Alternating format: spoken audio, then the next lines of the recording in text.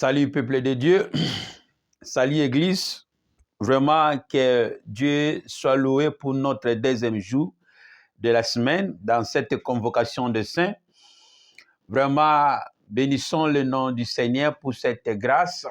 Merci pour ce qui était là hier. J'espère que tu avais bien mangé. Qui était béni hier?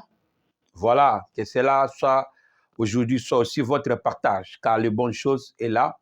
Je veux que tu me rejoignes dans la prière pour que nous commençons. Prier Dieu, recommander ce moment entre sainte main de Dieu, que son esprit règne, que sa présence soit au milieu de nous, et tout ce qu'on va étudier, examiner les Écritures, qu'il puisse nous révéler, nous parler, afin que nous comprenions sa volonté. Prions au nom de Jésus-Christ. Éternel Dieu, nous recommandons ces cultes entre tes saintes mains. Nous prions que ton esprit règne.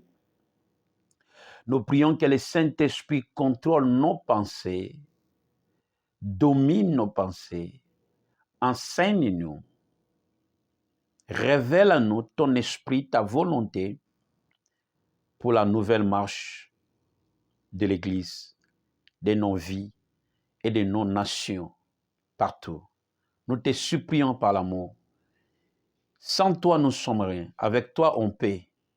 C'est ainsi, nous sommes venus répondre à l'appel de ton amour à travers cet enseignement, que les nations retrouvent, que les familles retrouvent leur joie, la vie perdue, les destins perdus.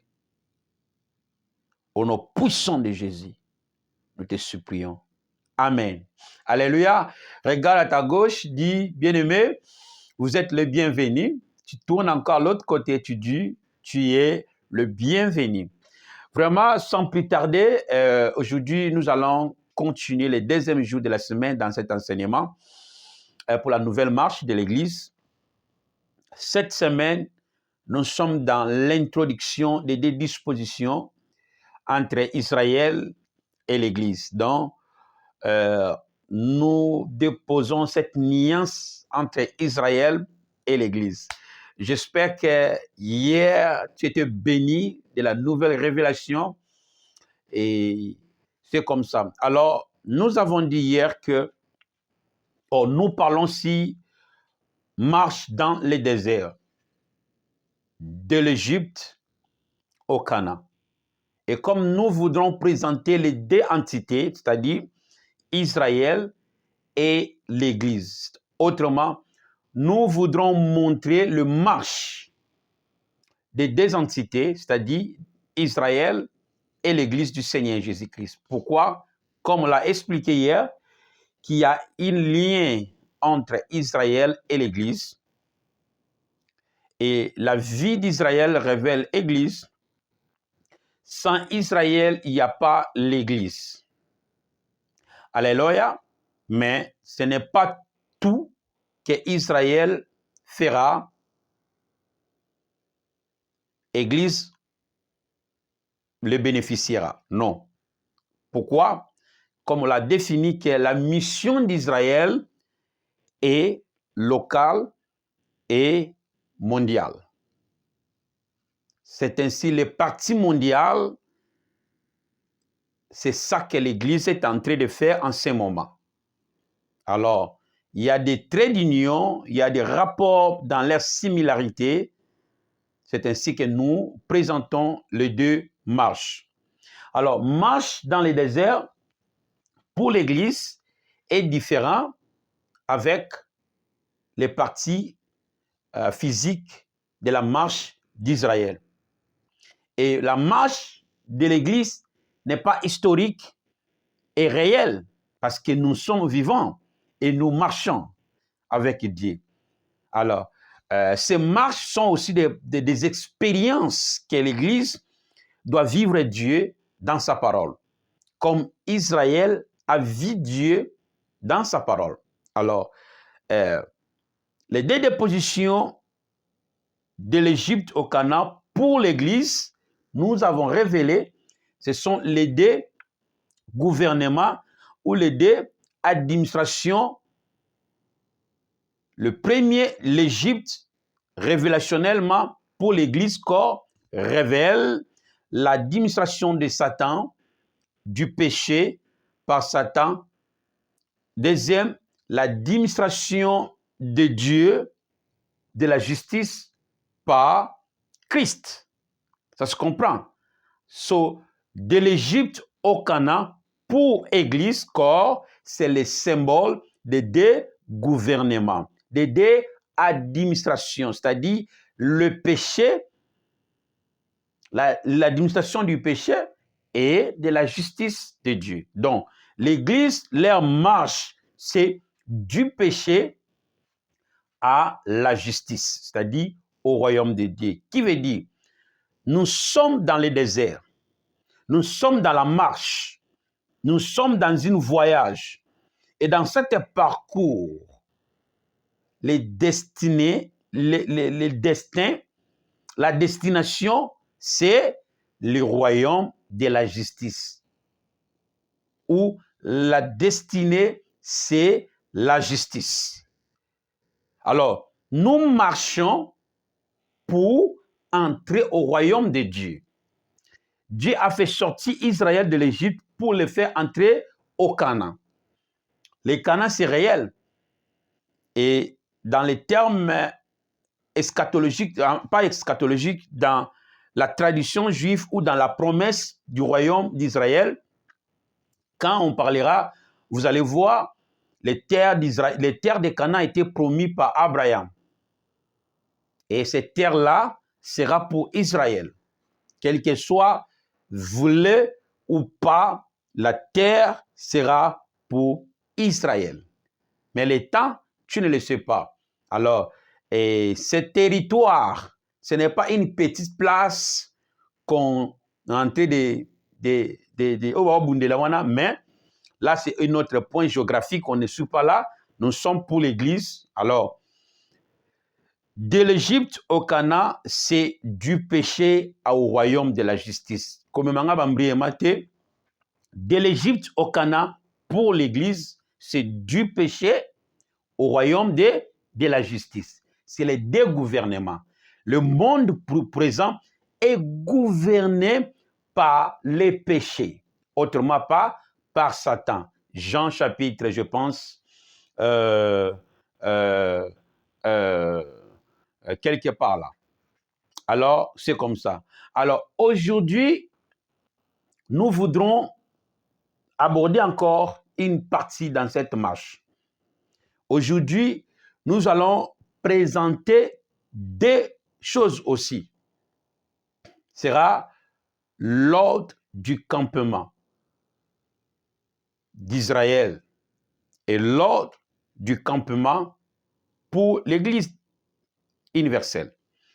C'est dans cette disposition aujourd'hui, quand nous allons, si tu restes branché, vous allez bien comprendre comment l'Église doit marcher. C'est là l'objectif que Dieu vous a convoqué. Mais premièrement, comme l'Église est liée à Israël, nous voudrons présenter aussi ce qui s'était passé, comment Dieu a conduit Israël et comment Dieu s'est fait voir dans cette nation, dans leur esclavagisme jusqu'au repos. C'est-à-dire la terre promise. Alors, regarde à ton frère, dis, bien-aimé, aujourd'hui, c'est l'ordre du campement.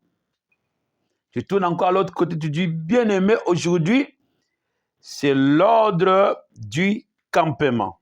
Alors, comme nous avons deux entités que nous présentons, Église et Israël, alors nous l'avons divisé en deux en lettres. Partie A, c'est l'ordre des campements d'Israël. Là, nous présentons l'ordre que Dieu a institué dans leur marche. C'est partie A pour Israël. Maintenant, la partie B sera l'ordre des campements pour l'Église universelle ou Église corps du Christ. Et c'est dans cet ordre que tu auras la nouvelle marche de l'Église. La nouvelle marche de l'Église. Nouvel savoir de l'Église. Alors, premièrement, pour comprendre l'ordre des campements comme Dieu l'a institué avec Israël, se retrouve Exode chapitre 12 au dernier verset, c'est-à-dire sera le verset 28. Là, tu vas lire à la maison pour gagner le temps. Tu vas lire à la maison. Dans cet verset, Exode chapitre 12, verset 1. Alors, avant tout d'abord, la cause de l'esclavagisme des enfants d'Israël était leur père Abraham. Genèse 15. La nation était subie la conséquence de ce que leur père Abraham a fait. Dans Genèse 15, c'est là où Dieu a déclaré la descendante d'Abraham sera asservie à une nation étrangère. Et c'est là il sera opprimé, mais la grâce leur suivra jusqu'à la 4e génération. Il retournera. Il sortira. Et c'est là la cause que Dieu a livré la nation d'Israël en esclavage. Mais Dieu a dit, la nation à laquelle il sera asservi, je jugerai cette nation pour Israël. Alléluia. Voilà. On ne peut pas, il faut, tant à la Bible trop, notre concerne n'est pas Israël, c'est l'Église. Mais on ne peut pas bien comprendre l'Église si on ne dépose pas Israël. Alors, maintenant, quand Israël était livré en esclavage en Égypte, et pour la Dieu a prévu de comment il sera délivré. Et le moyen que Dieu a disposé pour la délivrance, ou même le sorti, quand nous parlons de la délivrance, on parle de la libération de l'esclavagisme. Étant comme délivrance. Par quel moyen? Quand tu vas lire Exode chapitre 12, je ne suis pas ici dans l'interprétation.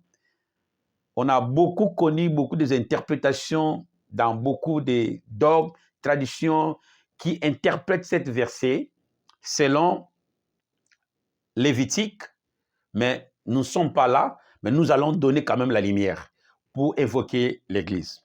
Alors là, Dieu ordonne à Moïse ce qui doit causer la délivrance d'Israël.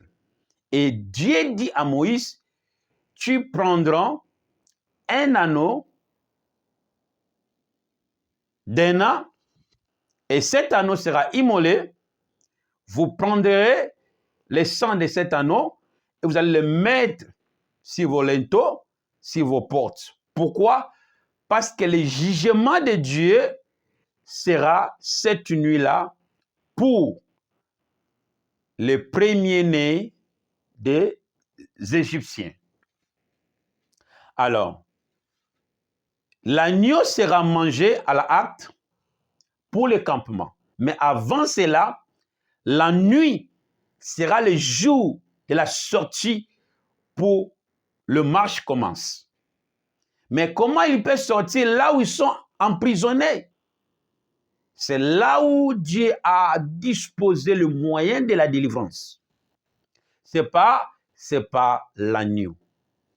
Alors, quand nous allons lire l'agneau qui a fait que Israël soit sorti en esclavage, beaucoup des interprétations qu'on a connues là, mais dans ma révélation et dans la lumière de la parole, concernant Lévitique interprétation, Dieu a tout dit dans les versets, ce qui concerne l'explication de cette de cet sacrifice était pour faire quoi?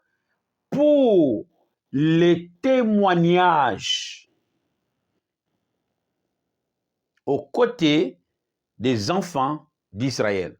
Alors, selon Dieu, dans cette disposition, l'agneau sacrifié mettait les sangs sur les linteaux et les portes pour Dieu, symbole de la grâce pour Israël. Et cette grâce était quoi? Leur justification ou un témoignage par l'ange de la mort. Dieu a dit, quand l'ange passera la nuit pour détruire les premiers-nés d'Israël, comme vous êtes le premier-né de l'Égypte, quand vous êtes esclaves en Égypte, les signes que l'ange verra à votre côté sera le sang. Alors, le sang de l'agneau était symbole de la grâce pour Israël. Autrement, symbole de la justification de leur vie pour la libération. Parce que le sang symbolisait la justification. C'est-à-dire, quand la justification, c'est la proclamation de la délivrance. Alors, l'ange qui est venu de te tuer, dès qu'il voit le sang, il voit les témoignages de Dieu. Parce que c'est là l'ordre de Dieu était ordonné. Quand Dieu ordonna à Moïse, il a aussi ordonné aux anges de la mort.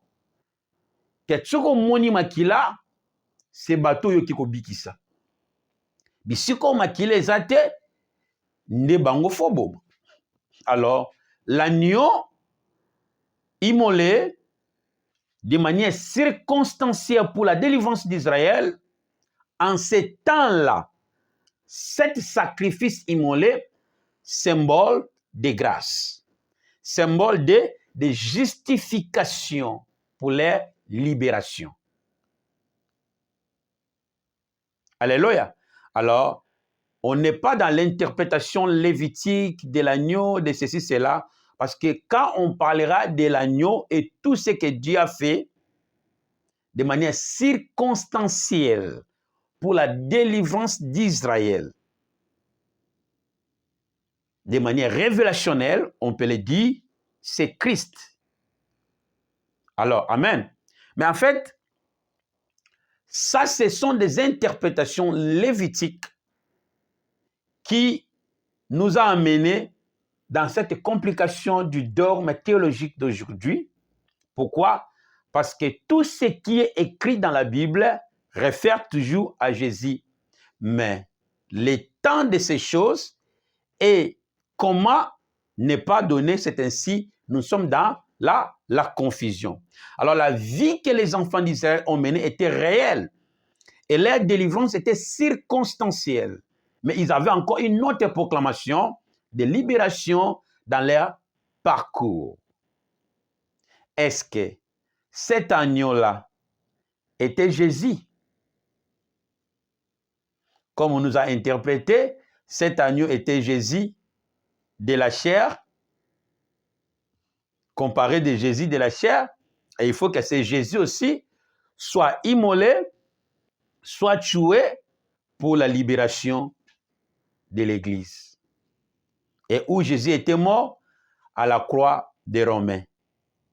Et si nous retournons à l'ordre sacerdotal, c'est contre la loi, pour que l'agneau qui était le salut d'Israël meure hors d'Israël et hors les sacerdoces. Mais de manière révélationnelle traditionnelle, qu'on appelle comparative, on le compare l'agneau. Mais des contextes changent jusqu'à ce que nous sommes dans cette théologie christique d'aujourd'hui. Mais je ne suis pas là, on arrivera là-bas. Mais l'agneau ordonné pour la délivrance d'Israël était symbole de grâce pour ces temps-là, pas pour toujours. La délivrance à ces temps était pour l'agneau. Pourquoi? Parce que Dieu le savait, l'agneau. Et cet agneau d'être était le symbole de la justification, de la grâce et de la libération pour l'esclavage. Et quand l'ange était venu, il a vu ce que Dieu avait témoigné. Ça veut dire que c'est le témoignage de Dieu pour les délivrances. Et ils ont campé jusqu'à ils étaient allés aux destinées.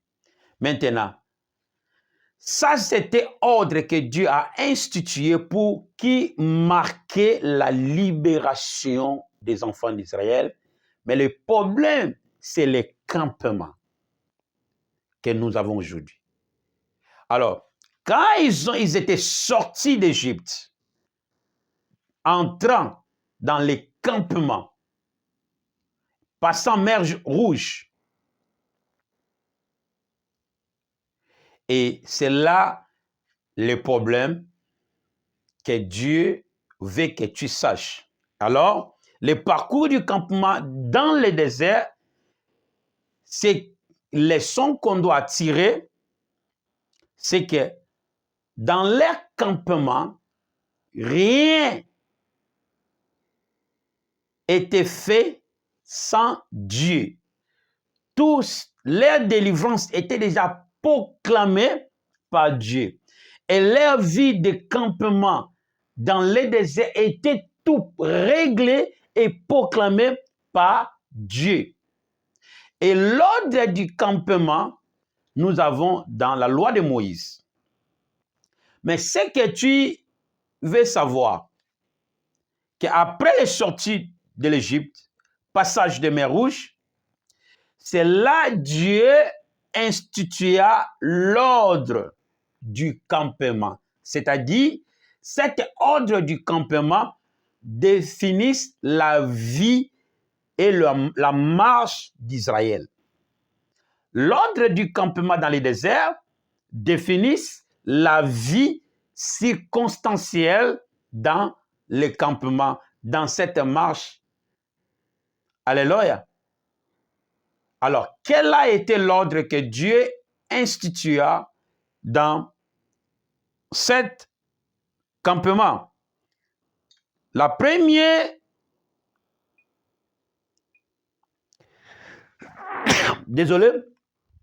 premier ordre que Dieu institua dans les campements, c'est que Dieu avait imprimé des lois par des différents termes. Et ces lois-là, c'était l'ordre du campement. Ces lois-là définissaient la marche. Ces lois-là définissaient la vie.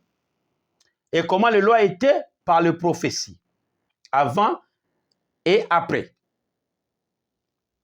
Pourquoi Israël sortit avec les richesses? Parce que Dieu avait déjà jugé d'avance que malgré il sera asservi, et Dieu jugera cette nation de ne pas toucher Israël, et Israël sort avec sa richesse, avec sa bénédiction. Pourquoi? Parce que tout était déjà réglé. C'est ainsi, la sortie d'Israël était la grâce pour eux, parce que ce n'était ni par les efforts, par la mise en place de Dieu. Et l'agneau était la délivrance d'Israël de manière circonstancielle pour la délivrance de l'Égypte. Mais à part de l'Égypte, ils ont parcouru, ils ont suivi Dieu dans beaucoup de choses. Nous savons que l'agneau a été ordre pour Israël dans les sacrifices qui jouaient beaucoup de termes, mais comme les interprétations nous avons aujourd'hui, Jésus-Christ est l'agneau qui ont sauvé l'Église par quel moyen? Dans la croix. Moi, je le dis ouvertement, c'est faux. L'agneau qui devait sauver l'Église pour les salis, il est mort chez les Romains à la croix. C'est manque de la compréhension inspirationnelle que la Bible parle. Même ce que Dieu faisait pour les Égyptiens et les Israélites, eux-mêmes n'ont pas compris Dieu dans la totalité.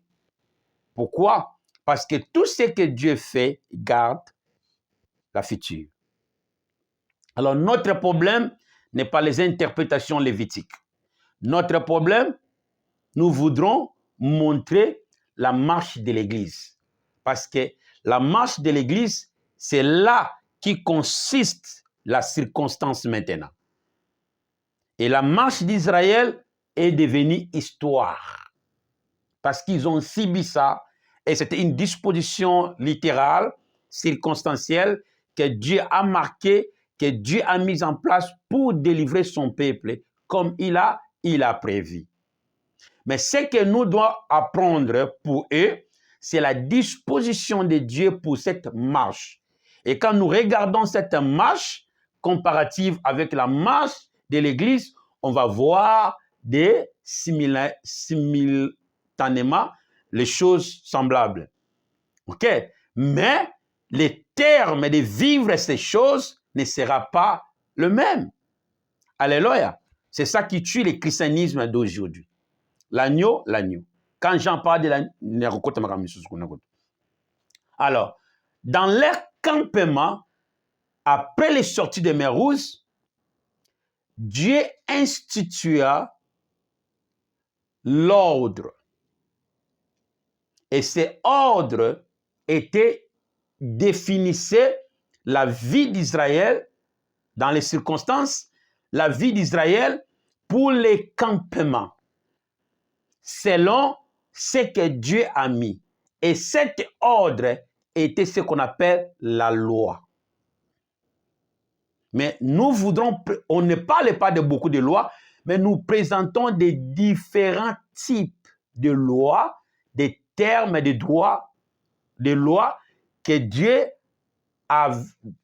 avait disposées pour les enfants d'Israël. Alors, les droits en anglais, en français, c'est autrement les lois. Parce que la pensée anglaise, les droits en anglais, c'est law. Et le law en français, c'est les droits. C'est ça la différence. Mais quand on parle du droit, on parle de la loi. Donc, ne vois pas la confusion. Dieu institua les lois qui étaient une marche des enfants d'Israël pour les campements. Et c'est cette loi-là qui était le vie de manière circonstancielle dans chaque étape il arrivait. C'est-à-dire Dieu dans chaque étape, dans cette marche, réglait des lois. Et cette loi-là était une vie pour Israël à ce temps. Et cette loi-là était une marche dans le désert. Alléluia. Alors, c'est les différents types de lois que Dieu a insérés qui définissaient la vie d'Israël dans les campements. C'est ça que nous voudrons aussi savoir pour l'Église dans cet campement. Alors, voilà les types de lois ou de droits que Dieu a donnés aux enfants d'Israël. 1. Dieu a installé les droits publics ou la loi publique qui gère la situation. 2. Droit constitutionnel. 3. Les droits administratifs. Ces types de droits, c'est des lois que Dieu instaurées pour la marche qui gère, qui gouverne ou qui gère la vie dans les campements, dans les déserts. Alléluia. Alors, tous ces types de droits ou de lois, c'était l'ordre du campement. Je répète. J'allais le faire la compréhension en anglais, parce qu'en anglais, on dit directement law. Mais quand tu reviens en français, on ne dit pas loi, on dit droit. Parce que dans les droits, nous avons la loi. Comprenez ça. 1. Les droits publics. Les droits publics. Dans les droits publics, les droits constitutionnels, les droits administratifs, les droits des finances publiques, les droits privés, les droits internationaux publics et les droits internationaux privés. Les droits internes. Dans les droits internes, nous avons le droit civil, les droits sociaux, les droits pénals, les droits commerciaux, les droits judiciaires, les droits administratifs et les droits publics. Comme les droits publics réfèrent toutes les règles qui concernent l'organisation et le fonctionnement de l'État ou des circonstances, de l'administration et de la collectivité, des territoires, les droits publics et également constituer des rapports qui existent entre le pouvoir public et les pouvoirs particuliers. Ça se comprend? Voilà. Ça, ce sont des différents types de lois que le monde moderne utilise. Ici, selon les Français, utilise. Parmi ces trois différents types de lois qu'on a présentés ici, qui gouvernent les pays d'aujourd'hui, des mêmes types de lois, Dieu l'a aussi instauré. Le problème est que je ne vais pas détailler en actes ou à des termes et que vous allez belé là, il faut retourner encore dans les Talmuds juifs. Mais nous donnons les clés de savoir que ce sont des lois qui étaient l'ordre de qui doit marcher. Et j'ajoute encore dans tous ces qu'on a cités, il y avait aussi des lois qu'on appelle les lois sanitaires, les lois hygiéniques, les lois nutritionnelles, les lois d'habillement, comment il doit s'habiller dans les campements, et les lois sexuelles, comment il peut avoir sexe. Alors, je ne vais pas donner les versets dans chaque loi, là c'est vraiment, ça ne peut pas tenir ici. Mais tout ce qu'on a cité ici, il y a des versets qu'on doit le prouver dans la Bible.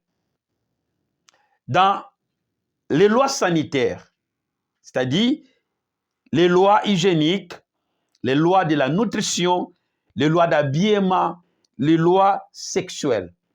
Cette loi, cet ordre était pour les campements. Et cette loi définissait la vie des circonstances dans leur marche. Alléluia.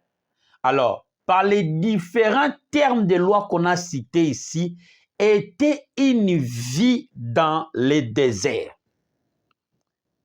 Était une vie qu'ils ont appliquée. Prenons exemple la loi sanitaire. Dans la Bible dit, aujourd'hui, on avait pour mettre le masque, ou même si les concepts urinaires et le concept de la nutrition. Et la Bible disait aux enfants, disait dans les déserts, que ceux qui ont lingo sumba, okoiko sumba te bisika oza. Faut que le moi musika, o timoli libulu, o sumbi, et puis o zipi yango. Ceux qui ont lingo suba, okoiko sumba te bisika ozali, il faut bima bisika batobaza, po sumba. Ndezaki mobeko. Tout ce qui était une vie dans le désert était réglé par l'ordre que Dieu a institué, et cet ordre était la loi. Et cette loi était une marche pour Israël dans les campements. Alléluia. Alors, nous avons vu ça, c'était la manière dont Dieu a utilisé pour emmener Israël dans l'Égypte au Canaan. Alléluia. C'était la manière que Dieu a disposé pour sortir Israël. Moi, je ne suis pas dans l'interprétation lévitique. Je veux que tu saches la marche. La marche était par des lois. Toutes ces lois-là, c'est ce qui était la vie pour les nations et dans la marche. Maintenant, quel rapport entre cette marche physique d'Israël avec l'Église? Quel rapport? Parce qu'ils ont traversé la mer Rouge. Qu'est-ce qu'on va interpréter la mer Rouge? Alors, ce qui a tué l'Église de ces temps de la fin, c'est le problème de l'interprétation. C'est le problème de la compréhension inspirationnelle des Écritures. Mais moi, je comprends parce que c'est l'âge. Alors, nous sommes dans l'âge de l'éveil, l'âge de la connaissance du mystère de Dieu, caché de tous les temps, que même le monde est en train de régler les choses par rapport à l'évolution de la loi de la nature. Et que toute chose, en ces temps de la fin, subit la loi de la reproduction et la loi de l'évolution. C'est-à-dire, parce que le temps d'éveil, c'est le temps of awakening. C'est le temps d'éveil par rapport à ce que Dieu est en train de se faire voir dans sa création, ou ce que Dieu a caché est en train de se révéler naturellement dans la nature, dans des hommes. On voit les choses est différentes. Et tout ça parce que la création ou la nature subissent la loi de la reproduction et de l'évolution par rapport à la mise en place de Dieu dans la prédestination de sa création, de la création. Alléluia. Alors, c'est là que l'Église est appelée à comprendre l'exigence de la nouvelle marche pour l'Église. Alors, Israël a été marché par la constitution de Dieu, les lois de Dieu, dans tout aspect qu'on a cité. Et ça, c'était la marche. Maintenant, si Israël marchait par la loi, est-ce que l'Église marchera par quel moyen? Réponds-moi.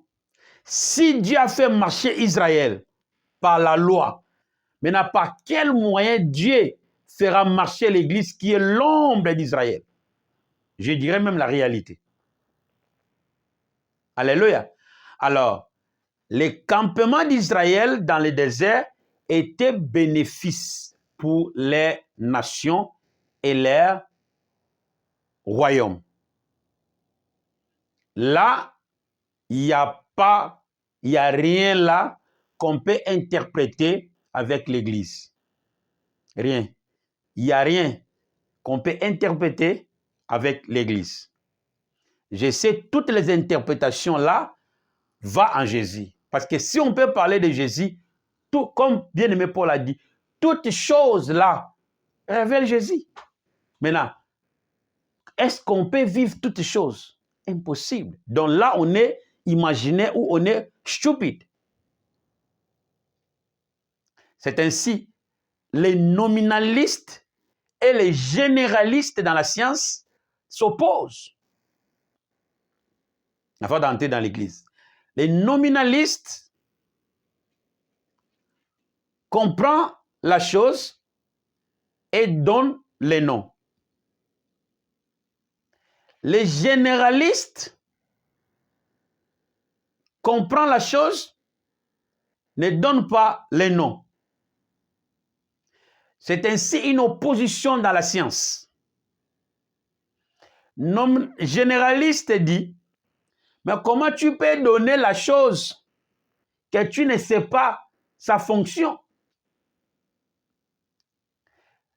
Alléluia. Et généraliste dit, nous connaissons la chose.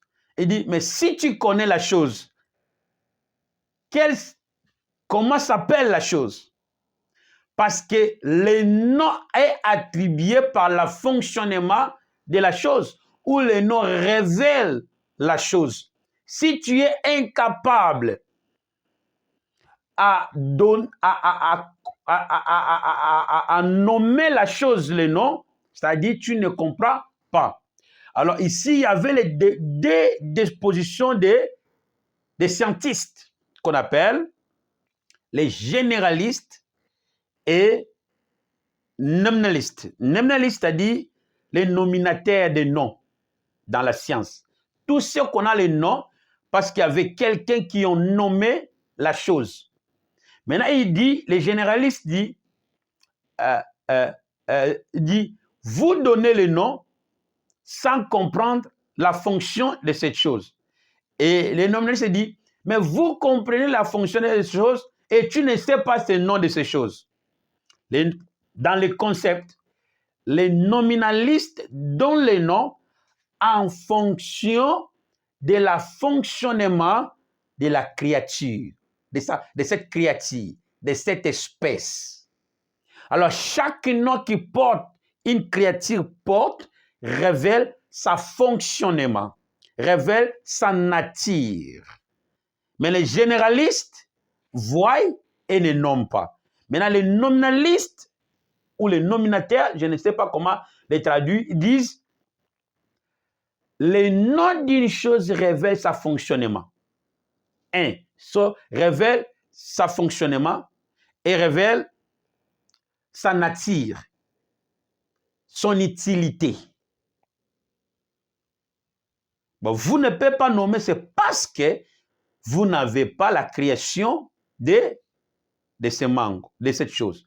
Les généralistes disent, est-ce que les nominalistes s'attribuent dans ce qu'ils ont donné le nom?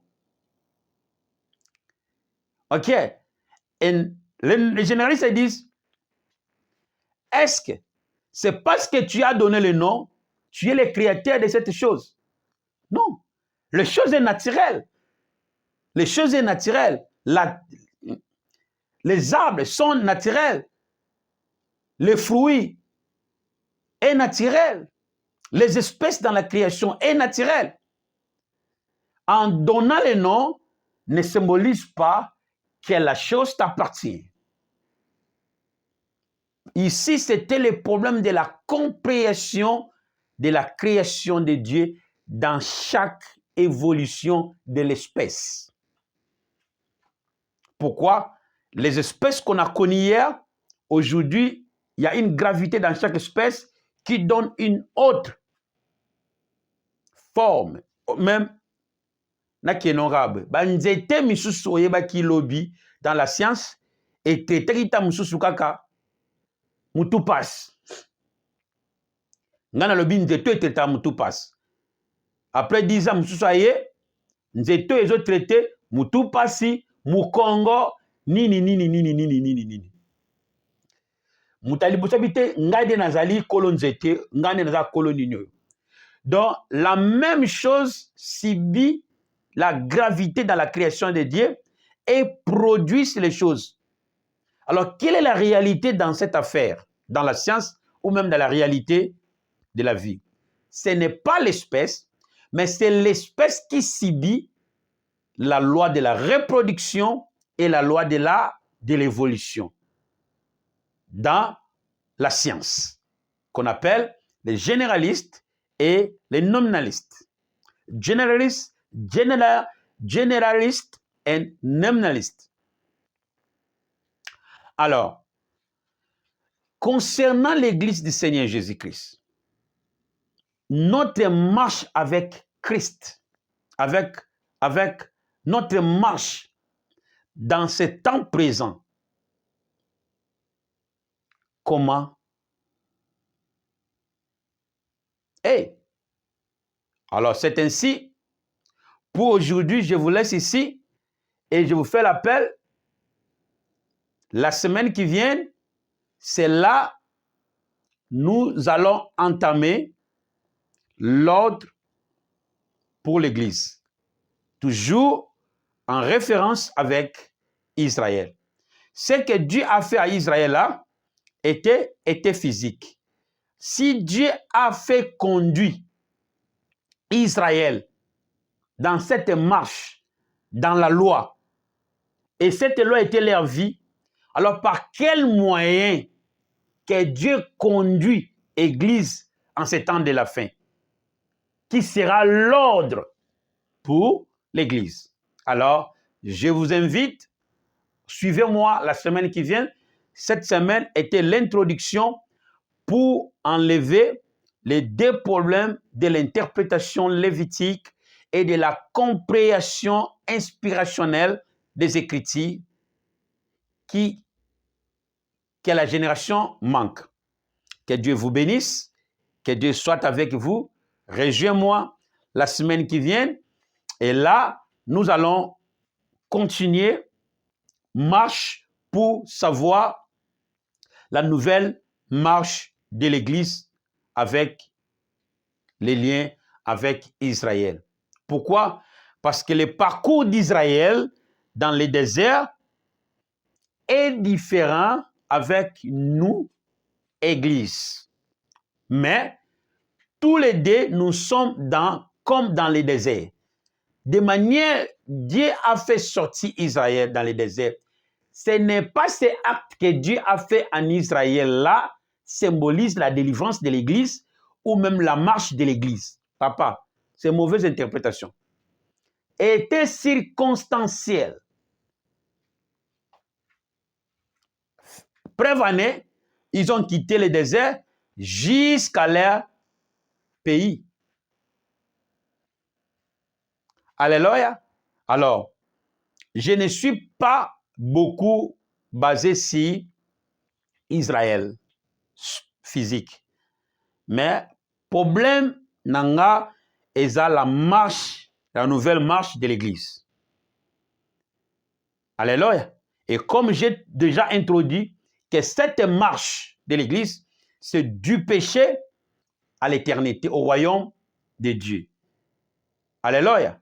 Alors nous sommes dans la marche, dans le désert. Nous sommes dans un voyage, Église. Nous sommes dans un parcours. Alors, il faut que bisika oto wuti, na bisika oto za, na bisika oto zo kende. Il y a un moment, il faut s'asseoir et regarder Dieu pour en savoir où nous sommes. Sinon, on va continuer à répéter les Écritures dans le même sens sans y avoir les bonnes choses. Alors, l'introduction, c'était cette semaine. Et la semaine qui vient, nous allons entamer directement la nouvelle marche de l'Église. Et nous avons bien connu que nous sommes dans le marche. Nous sommes dans un voyage. Et c'est un parcours que l'Église est en train de parcourir.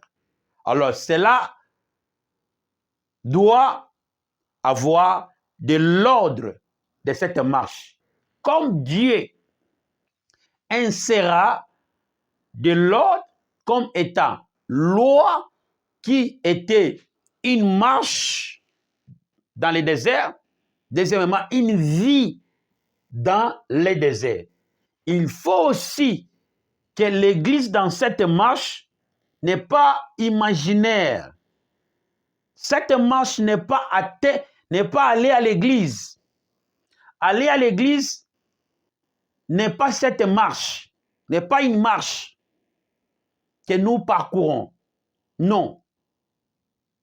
C'est bien de manière dont de l'Église. Quand nous parlons de l'Église, je parle ici de l'Église locale.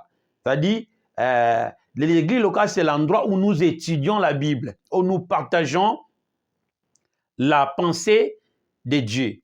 Mais l'Église que nous parlons l'Église de Dieu. Je l'avais bien défini. L'Église de Dieu, là, est une plan de son royaume.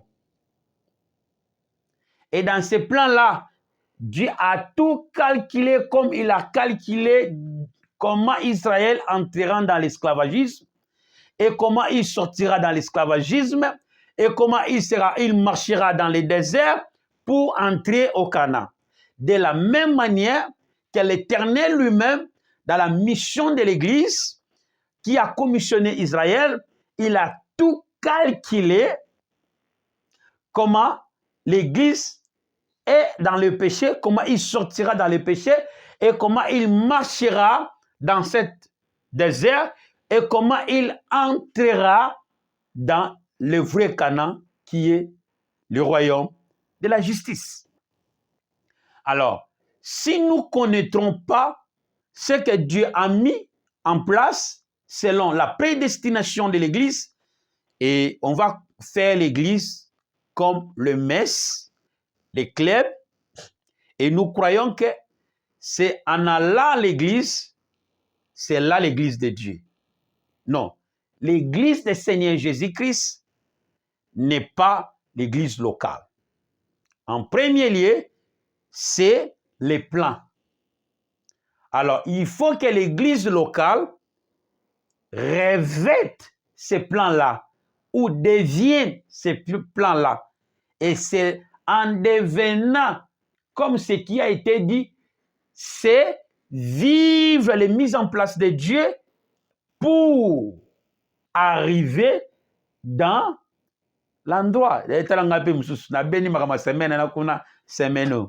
Alors, c'est pour t'animer, pour que vous vivre la réalité. Alors, nous sommes aujourd'hui dans le parti A, si l'ordre du campement d'Israël. Là, nous avons vu comment Dieu a instauré les lois dans le campement, c'est-à-dire ces lois-là étaient l'ordre du campement et cette loi-là était la vie de ces temps-là. Et ça leur a pris 40 ans, 43 ans même, 430 années. Mais la promesse était 400 ans. Mais c'est dans 430 que Dieu l'a fait sortir. Alors, nous ne sommes pas là au côté physique, mais nous tirons toujours parce qu'il y a là simultanément des choses. Nous sommes Église, nous sommes dans le marche dans le désert. Nous sommes dans un voyage. C'est un parcours que nous parcourons. Et dans ce parcours, nous devons connaître comment Dieu a mis les choses pour que nous marchions sur les choses. Dieu a fait traverser Israël par ses lois. Et Dieu a déterminé de quel type de loi, de termes dans leur vie, dans cette marche. Et toutes les lois que nous avons citées, c'était la vie et les chemins à laquelle Israël marchait dans le désert pour arriver au Canaan. Ça, c'était l'ordre du campement. Et ceux qui ont obéi cet ordre vivaient Dieu. Ceux qui n'ont pas obéi cet ordre mouraient. Nous avons vu comment les enfants d'Israël campement. Pourquoi? C'est parce que certaines personnes n'obéissaient pas à l'ordre du jour ou l'ordre d'accampement. C'est comme pareil. Et certaines étaient mortes sans arriver, pas parce que l'âge, mais par la désobéissance. De même aussi, pour l'Église, beaucoup mourront, beaucoup n'entreront pas dans la destination. Pourquoi? Si nous ne comprenons pas l'ordre du campement. Voilà, vous êtes tous convoqués encore la semaine qui vient pour écouter l'ordre du campement, la nouvelle ordre du campement. Et ce que l'Église a est lié par rapport à l'interprétation lévitique. L'interprétation lévitique a fait la théologie chrétienne. L'interprétation lévitique a fait la théologie chrétienne. Et dans cette théologie, je ne suis pas contre. Mais c'est cette théologie-là qui ont handicapé l'Église pour ne pas bien marcher. C'est cette théologie qui ont fait que ils ont mal interprété la pensée inspirationnelle de Dieu. Bon, c'est le temps. C'est le temps. Mais alors que si ce temps-là est off, comme on l'a enseigné, vous devez maintenant avoir la nouvelle exigence, la nouvelle ordre, interprétation, révélation par rapport à la mise en place de Dieu pour que l'Église a une vitesse, il y a marche oyo. Sinon, on va toujours marcher en boitant comme on est en train de marcher. Alors que Dieu vous bénisse, c'était votre humble serviteur, apôtre John Mounze Bantoto, l'homme du chandelier. Alors, la semaine, mercredi et jeudi, on va conclure cette pensée. Mercredi et jeudi, on va conclure. Alors, nous vous invitons pour la nouvelle exigence, pour la nouvelle marche de l'Église. Et dans cette marche dans le désert, dans ce voyage que nous parcourons, et dans ce parcours, l'Église doit connaître au-delà de ce que nous avons connu dans nos théologies, dans nos dogmes, dans notre institution, mais quel est le bon sens que Dieu a mis dans la marche de l'Église? Dieu a précisé la marche d'Israël. Dieu a instauré les lois. Et tout ce que les lois d'Israël ont vu dans la Bible, c'est les mêmes lois que j'ai citées. Ici dans la loi moderne. Alléluia. Des mêmes différences. Si je suis là, je peux te dire, ah, les lois publiques, mais, ou les lois internationales. Mais Dieu avait dit à Abraham, ils seront asservis dans les pays étrangers, des pays des gens. Et je jugerai cette nation qui sera asservie s'il ne veut pas sortir, que Israël sort avec les richesses. C'est dans la Genèse. C'est dans la Genèse. Dieu dit, je jugerai ça, c'est déjà Dieu traite la relation publique internationale, les lois internationales. Et ce que Dieu a dit, il a fait accompli. Israël avait sorti avec sa richesse.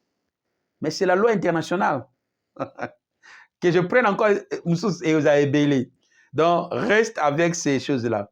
Donc, tout ce qu'Israël avait mené dans les temps d'Israël, dans le désert, toutes les lois étaient écrites. Loi pénale, loi judiciaire, loi civile, loi sanitaire, d'habillement, de sexuel, tout ce type de droits-là, dans toutes ces lois-là, Dieu l'avait instauré en Israël, jusqu'à ce qu'ils étaient sortis. Et c'est dans cette loi-là qui était leur marche. C'est dans cette loi-là qui était l'ordre d'accampement. Il faut que aussi l'Église doit connaître en détail les exigences de cet ordre de l'Église. Peut-être, nous, Église, c'est l'endroit aujourd'hui, pas là où les gens vont pour apprendre ce que Dieu veut, mais l'Église aujourd'hui devient là où les gens vont pour que Dieu fasse ce qu'il veut. Donc, l'Église est une place où il y a échange. Il y a besoin d'un Zambé. Alors que l'Église est une place où Mouta Kendaka pour comme on Zamba Lingi à Sala Kiyazala. Mais au comme alors, l'Église est comme le lot en échange avec Dieu. comme les hommes de Dieu sont connectés, comme les hommes de Dieu ont le pouvoir, alors l'Église sont restés dans la dimension de la manifestation des puissances. Que la vie qui est une marche dans ce parcours de l'Église, qui est la vie qui est l'ordre et qui sera même la vie de l'Église dans cette marche. Quel est cet ordre? C'est là où vous êtes tous appelés le mercredi et le jeudi pour connaître les parties B, l'ordre d'accampement pour l'Église. Que Dieu vous bénisse. Je prie pour toi. Seigneur, nous avons tout dit, nous avons disposé ce qu'il faut en ces temps de la fin. Nous te supplions, Dieu, que cette bonne nouvelle du royaume soit la vie pour ceux qui nous ont écoutés, afin qu'ils connaissent l'ordre d'accampement, l'ordre de vie dans cette marche, dans ce parcours, dans ce voyage, dans le nom puissant de Jésus-Christ. Nous te supplions. Amen. Que Dieu vous bénisse. On se raccorde la deuxième semaine deuxième semaine. Désolé, il a fallu qu'aujourd'hui, je donne le nouvel ordre. Mais Dieu m'a interpellé que je dois commencer si Israël. C'est ainsi, j'ai arrêté et j'ai reporté ça la semaine. Et c'est là qu'on doit bien apprendre. Et il a fallu que les gens connaissent les choses que Dieu a fait pour la délivrance d'Israël, l'agneau. Parce que c'est dans cette interprétation de l'agneau que nous avons un grand problème. Mais les temps viendront qu'on va bien expliquer dans les dogmes ou dans la doctrine chrétienne qu'on nous a installée dans la théologie chrétienne. Bon, moi, je n'ai pas fait la théologie, mais j'ai des informations qu'il faut. Et par rapport à la Bible, on voit que les interprétations qui sont liées par rapport à Lévitique nous a amenés astray. Or, bon, je dirais, c'était les temps. Je dirais, c'était les temps. Alors, comme c'est les temps, nous sommes maintenant dans un autre temps qu'il faut que l'Église reçoive la nouvelle ordre dans cette dispensation de la dernière ère de Dieu et que pour que nous marchions dans des moyens. Tu me diras, est-ce qu'on a encore besoin d'autre chose? On a la Bible. Oui, c'est dans cette Bible-là que tu es perdu, car l'Écriture tue. C'est dans cette interprétation-là que tu es tué. Tu es mort. Pourquoi? Parce que le problème qui tue le christianisme, c'est le problème de l'interprétation. Comme la Bible garde la pensée, c'est dans cette interprétation-là, nous sommes perdus. Même moi, je suis en train de me battre. Comment je peux mettre ces choses directes? Mais c'est impossible. Mais je ne peux pas suivre les gens. Je marche comme Dieu l'a mis les choses. Parce que c'est dans cette disposition que nous sommes appelés serviteurs. On se revoit le mercredi et jeudi. Que Dieu vous bénisse.